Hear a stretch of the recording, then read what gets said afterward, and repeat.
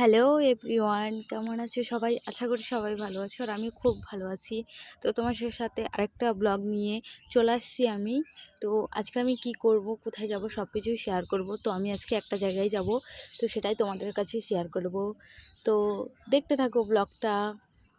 তো এখন আমি বাড়ি থেকে বেরিয়ে গেছি, বাড়ি থেকে বেরিয়ে সবাই বেরিয়ে গেছে পিছনে পিছনে।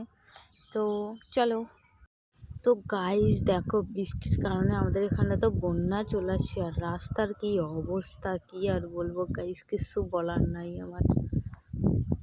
তো গাইস বাড়ি থেকে বেরিয়ে রাস্তায় চলে আসে, দেখো আমাদের গ্রামটা মানে হালকা করে দেখাচ্ছি, লোকজন আসছে। আর এখন একটু মানে ওয়েদারটা একটু ঠিক আছে, মানে বৃষ্টি পড়ছে না, তার জন্য সবাই এখন বেরিয়েছে। তো আমরাও যাচ্ছি আমাদের কাজে। রাস্তায় উঠেই আমাদের প্রথমে বড় মনার সাথে দেখা হয়ে গেছে। তারপরে এই দেখো আমাদের ছোট্ট মনা, ও ভয় পাচ্ছে, তার জন্য উল্টা চলে যাচ্ছে। তারপর মার পিছে পিছে দৌড়। তো আমার মা গরু নিতে আসছিলো, তো বাট মুখটা দেখাতে পারছি না, বাট সবাইকে দেখো। আর ওয়েদারটা দেখো ভাই, রাস্তাটা তো সেই লাগতেছে, কালকে সত্যি অনেক সুন্দর লাগতেছিল। আর গাইস আমি আমাদের বাড়ি দেখাবো তোমাদেরকে, দেখতে ওই যে হালকা দেখা যাচ্ছে আমাদের বাড়ির ছাদটা দেখা যাচ্ছে। তা আরেকটু জুম করি, ও সেই সুন্দর ওই যে দেখা যাচ্ছে। এখান থেকে আমি মানে মাঝে মাঝে রাস্তার নাজারা দেখি, ভালোই লাগে আমার, থেকে তো সেই লাগে। বিকাল টাইমে রাস্তায় ঘুরতে গিয়ে তো আরও বেশি ভালো লাগে, বাট আমি ছাদেই বসে থাকি, কি করবো একা একাই। আমরা এখন যাচ্ছি, এটা হচ্ছে আমার মনা, সেটা মানে হ্যালো বলো মনা। হ্যাঁ, তো কেমন আছো? তো আমরা এখন কোথায় যাচ্ছি? কোথায় যাচ্ছি? ও, আমরা এখন যাচ্ছি পটল উঠাতে, সবাই যাচ্ছি। ওই দেখো পিছিয়ে আমার পিছনে এবার দেখা যাচ্ছে না, পটল উঠাতে যাচ্ছি। ও তো ভীষণই খুশি আর সেই লাগছে, কারণ আজকে ওয়েদারটা তোমরা তো দেখতেই পাচ্ছ কেমন লাগতেছে। তো আর আমাদের এখানটা এখন ধানের সিজন, মানে ধান কাটাকাটি চলতেছে। তো আর ওয়েদারটা মানে বৃষ্টিও হচ্ছে। না আমি কেন পাগল হব, চুপ কর, ফোনে কথা বলতেছি। হ্যাঁ তারপরে হচ্ছে মানে বৃষ্টি হচ্ছে এর মধ্যে।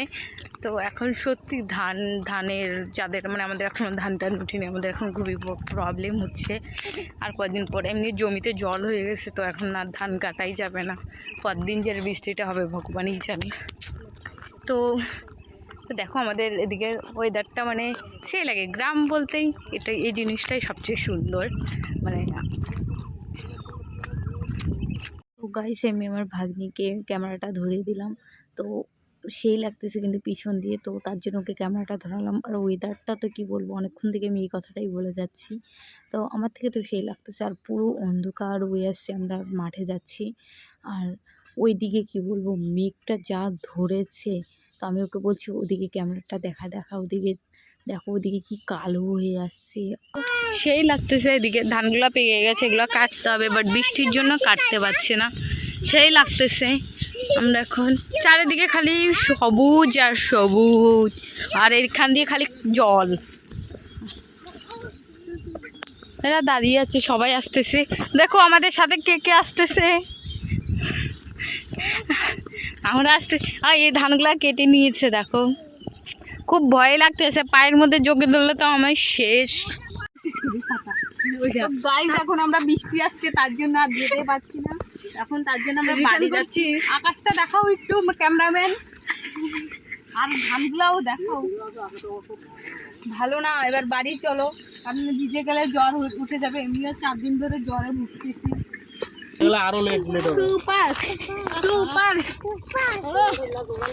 গাইস এখন আমরা বাড়ি যাচ্ছি, কারণ পটল তোলা হলো না, পটলের মধ্যে এক কোমর জল থেকে গেছে, বৃষ্টি হচ্ছে পাক্কা 4 দিন ধরে আমাদের এখানটায়। কি বলবো, যখন ওরা দেখবে বলবে কি বলবে,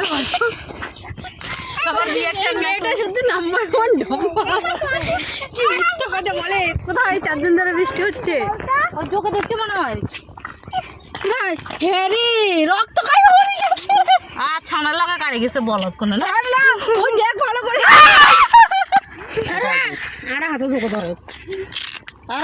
তো গাইস যেটার জন্য আমি ভয় পেয়েছিলাম সেটাই হলো, শেষমেশ আমাকে জোকেই ধরলো, এর জন্য আমি জমিতে যেতে চাইছিলাম না। তো গাইস ব্লগটা আমি এখানেই শেষ করলাম, টাটা।